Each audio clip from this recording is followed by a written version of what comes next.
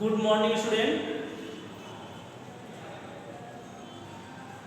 पिछले वीडियो में आप लोगों ने पढ़ा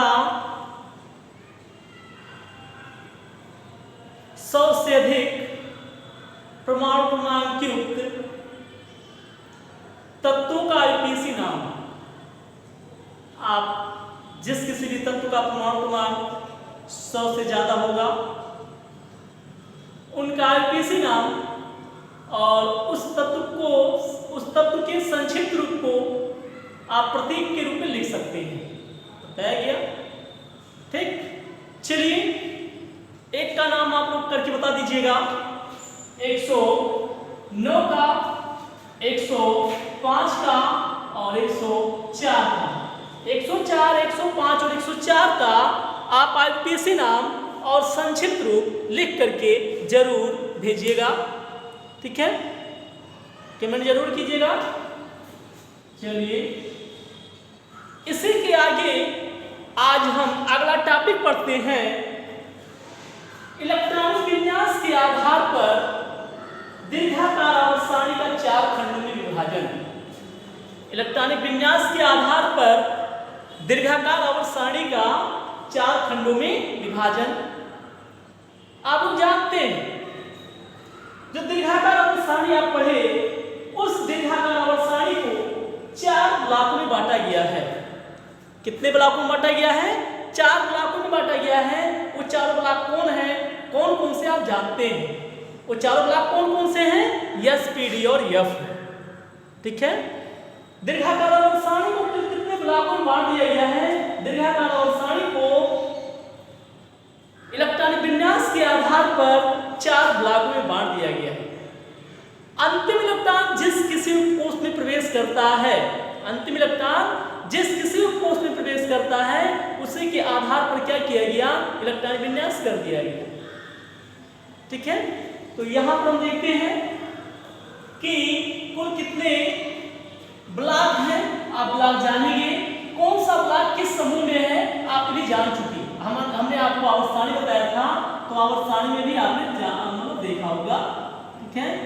ये आपका है, ये आपकी आवर्त सारणी है। यहाँ पे है फर्स्ट डे और यहाँ पे क्या है? Second day. ये तो आप पढ़े थे, फर्स्ट डे और सेकंड डे, ये हो गया। और फिर आप यहाँ पे जानते हैं, ठीक, यहीं पे आप लोग पढ़े थे कितने ऊर्ध्वाधर कॉलम इधर? 6 ऊर्ध्वाधर कॉलम और है। कितने ऊर्ध्वाधर कॉलम है? 6 ऊर्ध्वाधर कॉलम है। 1 2 3 4 1 2 3 4 5 और 6। ये कितने ऊर्ध्वाधर कॉलम है? 6 ऊर्ध्वाधर कॉलम है। कितने ऊर्ध्वाधर कॉलम है? 6 ऊर्ध्वाधर कॉलम है। ये क्या कहलाते हैं? ये आपके कहलाते हैं। इसमें कौन कौन से समूह आते हैं? इसमें आपका आता है थर्ड ए। कौन सा है? Third A, fourth A, fifth A, six A, seventh A और शुद्ध परिवार के तत्व आते हैं। कौन से परिवार के तत्व आते हैं? शुद्ध परिवार के तत्व आते हैं, ठीक। और जानते हैं आप यहाँ पे बीच में कितने ऊर्ध्वाधर कॉलम होते हैं? 10 और ऊर्ध्वाधर कॉलम होते हैं। कितने ऊर्ध्वाधर कॉलम होते हैं? 10 ऊर्ध्वाधर कॉलम। 1 2 3 4 5 6 7 8 9 10। 1 2 3 4 5 6 7 8 9 10। ये सब मतलब ये दोनों ब्लॉकों के बीच में 10 ऊर्ध्वाधर कॉलम होते हैं जिसे आप डी ब्लॉक के तत्व कहते हैं। इसमें कौन कौन से समूह आते हैं इसको हम देख लेते हैं। इसमें आता आपका थर्ड भी है, फोर्थ भी है, सिक्स भी है, सेवंथ भी है, फोर्थ भी, फिफ्थ भी है, सिक्स भी है, सेवंथ भी है, फिर 8 है। कौन सा समूह है? 8 है। 8 में 3 आते हैं, 8 9 10। उसके बाद कौन सा है? उसके बाद फर्स्ट भी है, उसके बाद कौन सा आता है? सेकंड भी आता है।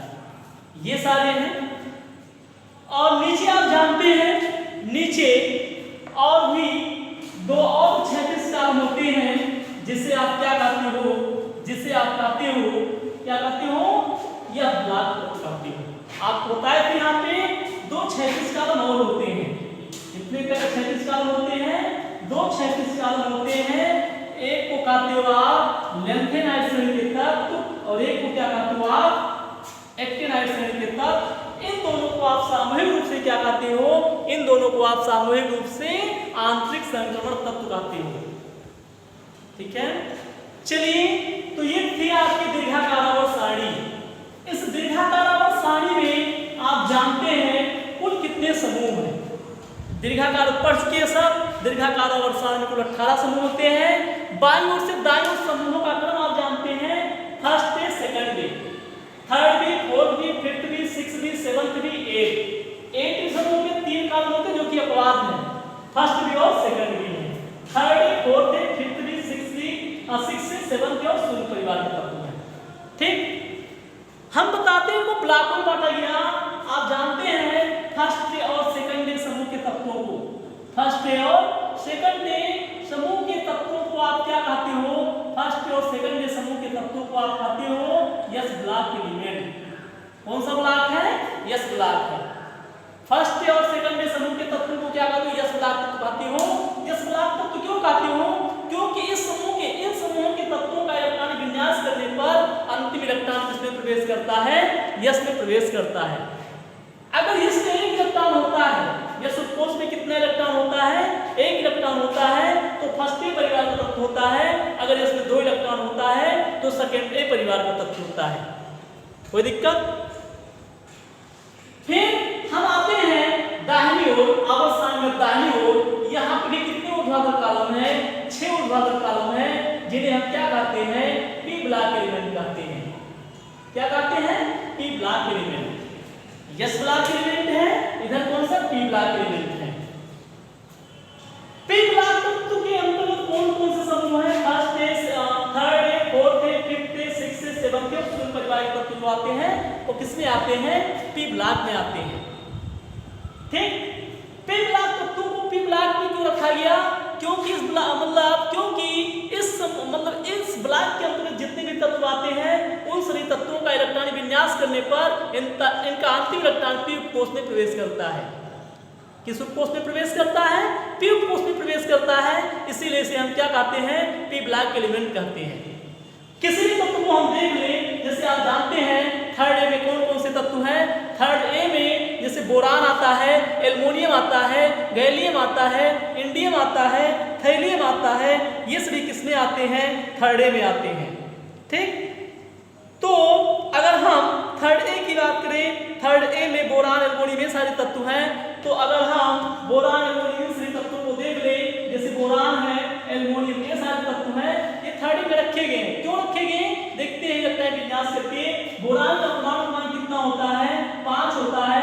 इलेक्ट्रॉनिक विन्यास करें तो 1s2 2s2 2p1 2p1 ये तो हुआ। तो 2 2 4 और 1 5। बोरान का परमाणु क्रमांक कितना होता? 5। अब देखिए अंतिम इलेक्ट्रॉन किस उपकोष में प्रवेश कर रहा है? अंतिम इलेक्ट्रॉन पी में प्रवेश कर रहा है ना, इसलिए इसको कहां पर रखना उचित है? पी ब्लॉक में रखना उचित है। ठीक, पी ब्लॉक में किस समूह में रखना उचित है? आप देखिएगा कितने इलेक्ट्रॉन है बाह्यतम कोष में? बाह्यतम कोष में कुल 3 इलेक्ट्रॉन है। हम लोग कोष की बात नहीं कर रहे बल्कि कोष की बात कर रहे हैं। आप जानते हैं दूसरे कोष में 2 कोष होते हैं, 2s और 2p। दूसरे कोष में कितने कोष होते हैं? 2 कोष होते हैं। कौन कौन? 2s और 2p। 2s में कितने इलेक्ट्रॉन? 2, और यहाँ पे p में कितने? 1 इलेक्ट्रॉन। दोनों इलेक्ट्रॉनों को टोटल कर लिए, कितना हो गया? 3 इलेक्ट्रॉन हो गया। इसलिए हम कह सकते हैं थर्ड ए परिवार का तत्व है। किस परिवार का तत्व है? थर्ड ए परिवार का तत्व है। कोई दिक्कत? एल्युमिनियम का भी करें तो एल्युमिनियम के विभाजन कोष में कितना इलेक्ट्रॉन होगा? p1 होगा, p1 ही होगा, 3p1 हो जाएगा, हो जाएगा ना। इसी तरह से यहाँ पे चौथे समूह के तत्वों की बात करें, फोर्थे समूह के तत्व की बात करें तो यहाँ पे क्या हो जाएगा? फोर्थे में अगर हम यहाँ पर देखें इसमें कितने इलेक्ट्रॉन हैं? इसमें बोरान का कौन सा? बोरान कार्बन है, सिलिकॉन है, ये सारे तत्व हैं। तो आप जानते हैं कार्बन का परमाणु क्रमांक 6 होता है, सिलिकॉन का 14 होता है। तो अगर हम कहें कि कार्बन को यहाँ पे रखा क्यों गया है, तो हम देख सकते हैं कार्बन का परमाणु क्रमांक कितना होता है? कार्बन का परमाणु क्रमांक 6 होता है। तो क्या हो जाएगा? 1s2 2s2 2p2 ये तो होगा। अंतिम इलेक्ट्रॉन किस कोष में प्रवेश कर रहा है, अंतिम इलेक्ट्रॉन p में प्रवेश कर रहा है, इसीलिए इसको यहाँ पे रखना, कहाँ पे रखना, p ब्लॉक में रखना उचित है। और p ब्लॉक के किस उपकोष में रखना उचित है, तो आप देखिए 3 इलेक्ट्रॉन तो यहाँ पर रखा गया ना, जब 4 इलेक्ट्रॉन होगा इसके बाह्यतम कोष में तो उससे आगे वाले कोष में रख दिया जाएगा, इसलिए कार्बन को कहाँ पर रखा गया है, 4th में रखा गया। जब p में 2 इलेक्ट्रॉन होगा तो उसे हम 4th में रखते हैं, जब p में 3 इलेक्ट्रॉन होगा तो 5th में रखेंगे, p में जब कितना इलेक्ट्रॉन होगा, 4 इलेक्ट्रॉन होगा तब वहां पे रखेंगे कहाँ पे, 6 में, और जब p में 5 इलेक्ट्रॉन होगा तो उसे हम रखेंगे 5th में, और जब p में कितना इलेक्ट्रॉन होगा, p में जब 6 इलेक्ट्रॉन होगा तो उसे हम रख देते हैं शून्य समूह में रख देते हैं। तो इस तरह से अभी हम आगे आपको इलेक्ट्रॉन विन्यास के आधार पर बताते हैं। इलेक्ट्रॉन विन्यास बताया गया थोड़ा बहुत, लेकिन हम विस्तृत रूप से हम आपको बताते हैं। तो आप जानिए कि इलेक्ट्रॉन विन्यास के आधार पर ब्लॉकों में बांटा गया तत्वों को अंतिम इलेक्ट्रॉन जिस किसी उपकोष में प्रवेश करता है उसी ब्लॉक का तत्व होता है। कोई दिक्कत? तो आप जाने कितने समूह हैं तो कम से कम कंफर्म होना चाहिए आपको, ठीक है, ये हो गया। फिर बीच में देखो आपके आ जाते हैं डी ऑर्बिटल आ जाते हैं, क्या आते हैं, डी ब्लॉक के तत्व आ जाते हैं, कहां से लेकर के कहां तक, डी ब्लॉक में आते हैं आपके समूह 3D से लेकर के 3D तक के आ जाते हैं, किसमें, डी ब्लॉक में, डी ब्लॉक के एलिमेंट हैं। तो अगर कहा जाए डी ब्लॉक तत्वों को कहां पे रखा गया तो आप बड़े आसानी के साथ बता सकते हो डी ब्लॉक के तत्वों को कहां पे रखा गया है, बता सकते हैं ना। दीर्घाकार आवर्त सारणी में ये सोल्टी ब्लॉक के बीच में 10 ऊर्ध्वाधर कॉलम होते हैं जिसे हम क्या कहते हैं, डी ब्लॉक के एलिमेंट कहते हैं। डी ब्लॉक के अंतर्गत कौन कौन से समूह आते हैं, तो डी ब्लॉक के अंतर्गत 3rd B, 4th B, 5th B, 6th B, 7th B, 8, 9, 10, 8वें को मतलब 8, 9, 10 को हम सामूहिक रूप से क्या कहते हैं, 8वां समूह कहते हैं। उसके बाद फर्स्ट B, उसके बाद क्या आता है, सेकंड B आता है। ये हो जाएगा डी ब्लॉक के एलिमेंट हो गए। क्यों रखा गया यहाँ पे, क्योंकि यहाँ पे अंतिम इलेक्ट्रॉन जो होता है बाह्यतम कोष से पहले वाले उपकोष में, डी उपकोष में इलेक्ट्रॉन भरता है। डी ब्लॉक तत्वों पे इलेक्ट्रॉन बाह्यतम कोष से पहले वाले डी उपकोष में इलेक्ट्रॉन क्या होता है, डी उपकोष में इलेक्ट्रॉन भरता है। जब इलेक्ट्रॉन बाह्यतम कोष से उससे पहले वाले उपकोष के डी ऑर्बिटल में इलेक्ट्रॉन भरे तो वह डी ब्लॉक का एलिमेंट होता है। ठीक, देख लेते हैं। जब डी में एक इलेक्ट्रॉन होगा, डी में एक इलेक्ट्रॉन होगा तो थर्ड बी का तत्व होगा। डी में जब 2 इलेक्ट्रॉन होगा, थर्ड बी का, 4th बी का, डी में 3 इलेक्ट्रॉन होगा, 5th बी का होगा। इस तरह से क्रम से इलेक्ट्रॉन भरते जाते हैं। डी में जब 10 इलेक्ट्रॉन हो जाते हैं, डी में कितने इलेक्ट्रॉन हो जाते हैं, 10 इलेक्ट्रॉन हो जाते हैं, तो किस समूह का तत्व होता है, सेकंड बी का तत्व होता है। हो जाएगा। यहाँ पर इस परिवार के तत्वों को लेकर के भी अपवाद है, तो अपवाद हम पढ़ लेंगे जब डी ब्लॉक समूह के तत्वों को बताएंगे तब, ठीक है।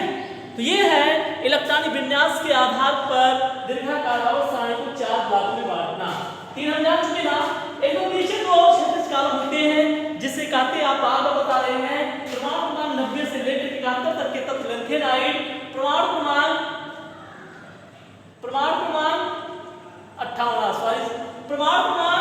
58 से लेकर के 71 तक के तत्व जो होते हैं लेंथेनाइड होते हैं, और परमाणु क्रमांक 90 से लेकर के 103 तक के जो तत्व होते हैं एक्टेनाइड होते हैं।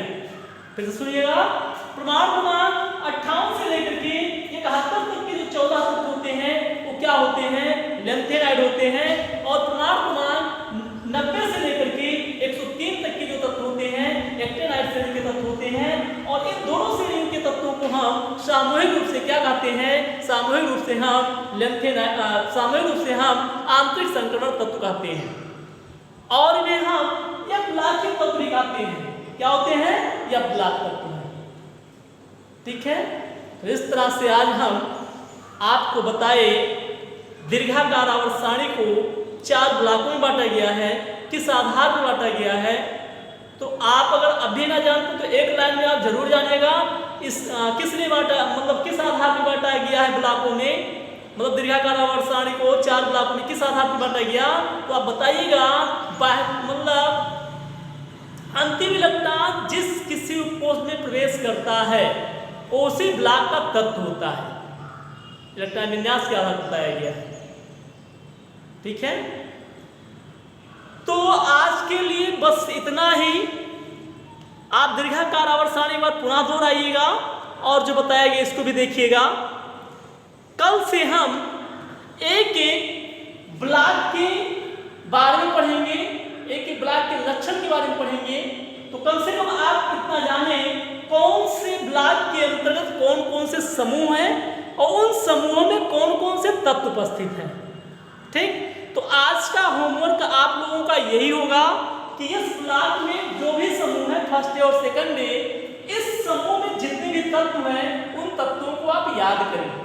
जैसे जानते हैं आप हाइड्रोजन है, hydrogen, lithium, sodium, potassium first day में ना, beryllium, magnesium, calcium, strontium second day में है। तो फर्स्ट डे सेकंड डे समूहों के तत्वों को नाम याद, तत्वों के नाम करो, यस ब्लॉक के अंतर्गत आते हैं। शुद्ध समूह के तत्वों को याद, शुद्ध समूह के तत्वों को तो आप याद भी कर चुके होंगे, बार बार आप पढ़ते हैं, इसको याद रखिएगा। चलिए हाँ, एक बात छूट जा रहा था यहाँ पे, हीलियम को लेकर के।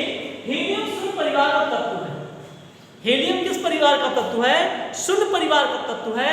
किस ब्लॉक का तत्व है? इसे रखा गया है पी ब्लॉक में। लेकिन इसे रखना कहाँ चाहिए था? इसे रखना चाहिए था सेकंड डे में रखना चाहिए, इस ब्लॉक के सेकंड डे में रखना चाहिए था। क्यों?